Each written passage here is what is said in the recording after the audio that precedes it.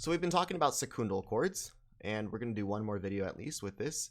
But secundal chords, and we want to talk about their inversions. Secundal chords, maybe inversions like this, inversions. Okay, so using the logic that we saw before, we took tertian chords. This will be a little bit of tertian review, tertian. And we'll do it in this color. Okay, so what we had before was maybe if we had like F, A, and C, and then you invert by throwing the bottom note on top and keeping everything else the same, it might look like this, A, C, and then F. And then finally we had C, F, and A on top. If you were to do it one more time, you would get F, A, and C, which is arguably the same thing as this, just an octave higher. Okay. Then we use the logic to figure out the distance between this. This is a third. This is a fifth from the bottom note to the next note. Same thing here. This is a third. This is a sixth. This is a fourth. This is a sixth. And then this is the same thing as before, so we don't have to look at that one. Okay, so you could say, oh, well, this is an F major, and then we said 5-3 for root position.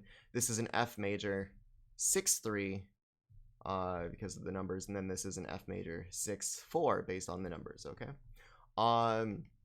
And then we also saw, well, you don't need to use the 5-3, you can just write F. You don't need to use the 3, you can just write 6, and then you can usually just write 6-4. I've seen 4 before, but it's really strange. Please use this to make me sane. If you ever communicate with me, please use 6-4. If you really need to use 4, I think I could get your point, but anyway. So we're going to use the same logic for secundal chords instead. So secundal chords would look like this. We'll go ahead and go down here. Go ahead and use this color. Okay, so let's go ahead and do it with... we can use F again, it doesn't really matter. I'm afraid to run into that, so let's really give us some room down here.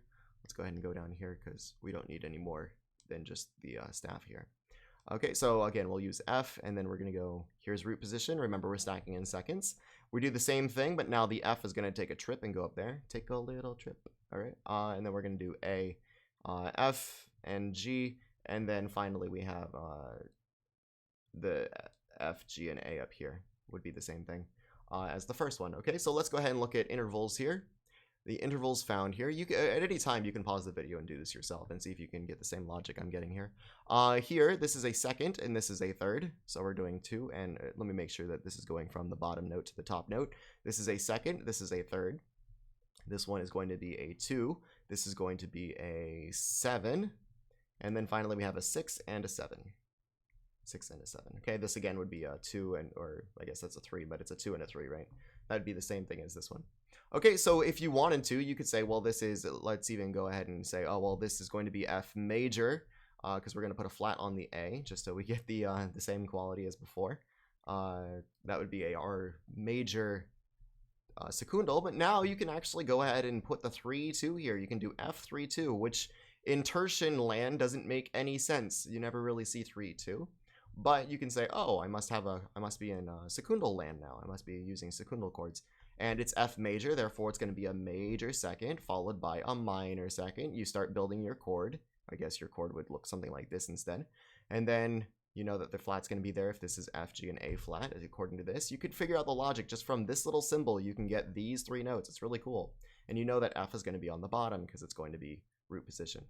Okay? And then finally we keep going on, and we got a 2 and a 7, so maybe it looks like this, 7-2, and then the last one could look like this, F, and then 7-6. If you see any of this notation, this doesn't look really traditional at all. It doesn't look like it's part of tertian sonorities at all, so maybe that would be a really good red flag. Let me go ahead and even draw that out. A really good red flag saying, hey, this is not going to be a tertian chord. If you see this, this is not tertian, so it must be something else. And the more you use these, the more you'll realize, oh, this relates to secundal notation. Okay, so we can use secundal chords and use these as your inversions.